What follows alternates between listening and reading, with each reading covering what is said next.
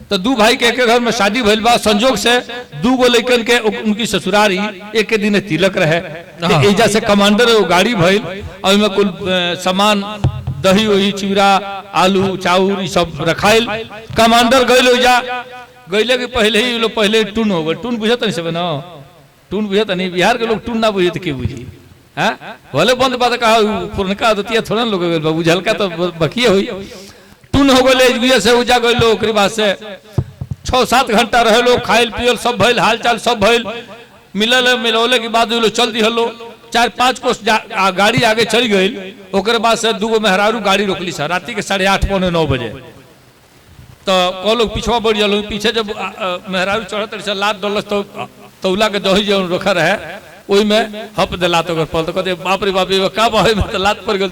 Light जब देखता कि सारा दही चिवड़ा जितना सामान है सब गड़िए में बा गई रहे। न्योता फिर लौटी चले हे में भुला गए, न्योता उतरा के भी नहीं।